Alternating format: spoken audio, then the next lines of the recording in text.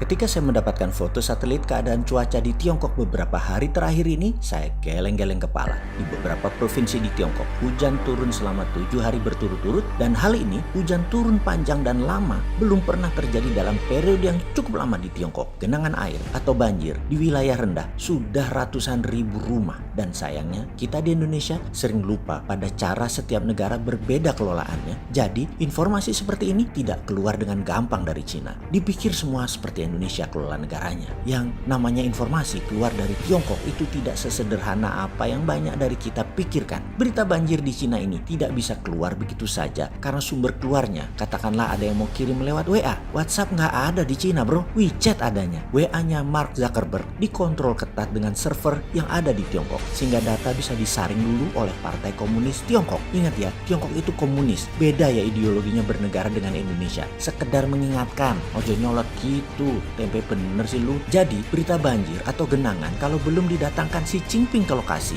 ngasih pertolongan, tindakan heroik pemimpin tertinggi tersebut nggak akan ada siarannya. Kepahlawanan suka menolong orang harus ditonjolkan terlebih dahulu. Sekarang pasti Departemen Penerangannya Tiongkok sedang buat skenario untuk siarannya ke seluruh dunia. Sekali lagi, Tiongkok nolong Indonesia gitu misalnya. Apapun deh, tanpa pamrih. Ya nggak mungkin lah, pasti ada udang di balik batu. Itu aslinya mereka. Yang paling mengerikan adalah di 3 bendungan besar, Three Gorges-nya Tiongkok. Kayaknya sudah di ujung daya tahannya deh. Makanya otak liar saya berkata, wih ini bahaya. Kalau Amerika hajar pakai drone satu saja bendungan, maka 15 provinsi bisa kena. 3 provinsi bisa parah kesapu tsunami air tawar. Termasuk Provinsi Hubei dan kota Wuhan bisa musnah. Biangnya coronavirus versi Amerika. Maka ketika ditelepon kemudian dengan teman saya dari negeri Paman Sam yang mengirim gambar tersebut, saya berkata, you guys made it? You bastard Amerika. Dan dia hanya tertawa. It's a dirty job but someone got to do it. Bener-bener asshole itu Amerika. Sahabat, paham maksud saya kan? Dalam tanda petik made it. Gini, sahabat tahu kan saya ini kan wong bodoh ngaku pintar. Jadi begitulah cara pikirnya wong bodoh itu. Kamu yang buat itu kan? Saya tanya. Itu sebenarnya bukan tanya sih, pernyataan saya. Karena kalau 30 hari terus dihajar hujan, bendungan tadi bisa jebol. Atau tidak dibuat dalam tanda petik 30 hari. Tetapi dengan kapasitas yang sudah memuncak, teknologi Cina 20 tahun yang lalu tersebut pasti bisa jebol juga itu bendungan. Atau ditembak drone, jebol juga itu bendungan. Dan urusan mau 7 hari, 30 hari mengubah cuaca, Amerika punya HAARP.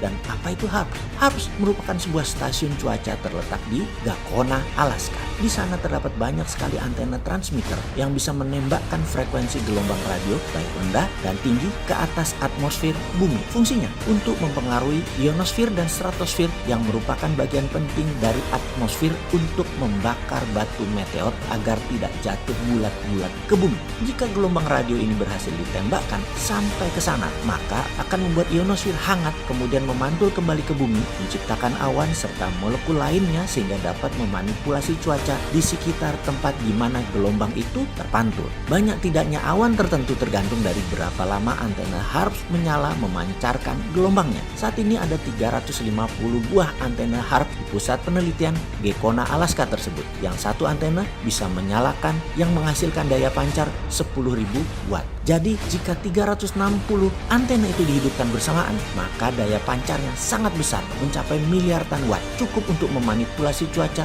sebuah negara. Bisa dibayangkan bila Amerika yang sedang jengkel dengan Tiongkok saat ini, bisa saja cuaca di 10 provinsi tadi yang dilewati Sungai Kuning dibuat hujan seminggu atau sebulan, tak berhenti secara terus-menerus. Ya itulah ketika suatu cuaca atau keadaan anomali yang terjadi saat ini, dalam tanda petik sekali lagi, ada yang memainkan seperti hujan 7 hari beruntun saat ini yang ada di Tiongkok. Makanya otak bodoh si Sontoloyo ini keluar. Lu yang buat ya Amerika. Sekali lagi sahabat semua, mudah-mudahan analisa saya ini salah. Hujannya tadi alami, seperti halnya alaminya corona saat ini. Juga semoga bendungan tidak jebol. Dan semoga paham bahwa apapun data dari Tiongkok pasti dimanipulasi, itu juga salah. Tiongkok negara jujur, terbuka, demokrasi, bukan komunis lagi. Maaf ya, saya salah selama ini.